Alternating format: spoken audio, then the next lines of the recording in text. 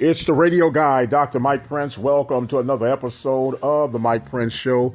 It is our mission, our duty, to try to bring you some news that you could use today. No exception to the rule. Follow me on Twitter at the Mike Prince Show. The YouTube channel is the Open Mic Broadcast Network. Of course, the website is obnradio.com.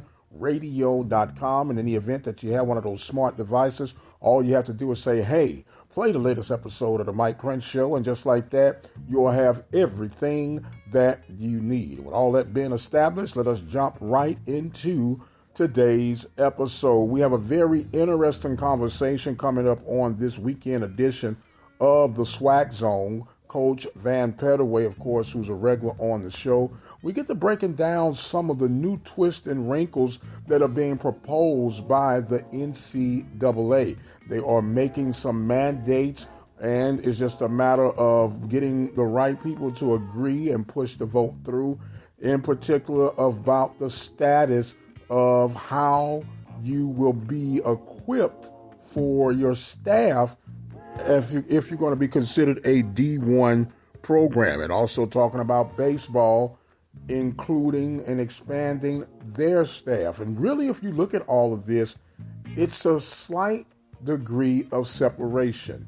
And it makes you have to wonder, makes you have to think, is it time for, I'm going to make it personal and local, is it time for Prairie View to assess where they are athletically, to determine if they want to stay in the D1 rankings, because the bar is steadily being raised, okay? And it's becoming more apparent that as institutions, you're going to have to create ways of generating more funding. We know state institutions require, with public funding and student assessed funding, things of that nature, but you're going to have to step outside your normal realm of fundraising. And we talked about it last couple of episodes ago about possibly raising your season tickets and other unique ways that you can try to compensate and offset the ever-rising cost of doing business in the collegiate ranks on the D1 level.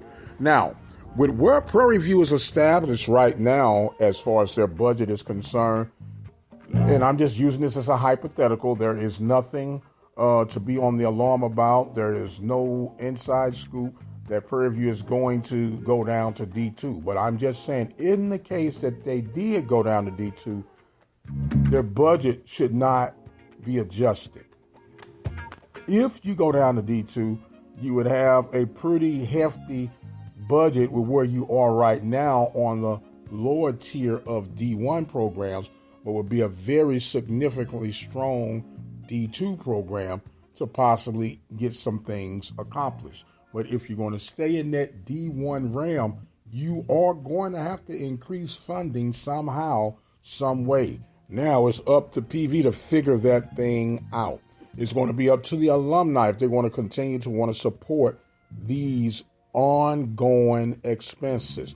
Now, we did a survey a couple of weeks ago and asked, would you be willing to pay more for season tickets to help your school's program? Now, this wasn't directly at Prairie View, but I do know that Prairie View somewhat follows my Twitter response and things of that nature.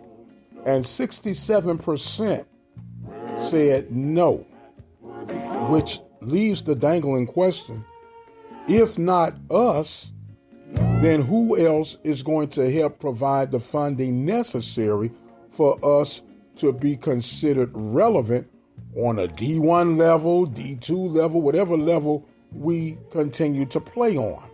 Charity does begin at home. We do need to dig a little deeper, and sometimes we use excuses that the money don't go where I earmarked it to, and this, that, and the other. And it's half empty, half full type statement, because you can still give if you have to give directly to whatever said program you believe in, trust in, want to support. You can do a general fund, but we got to do something.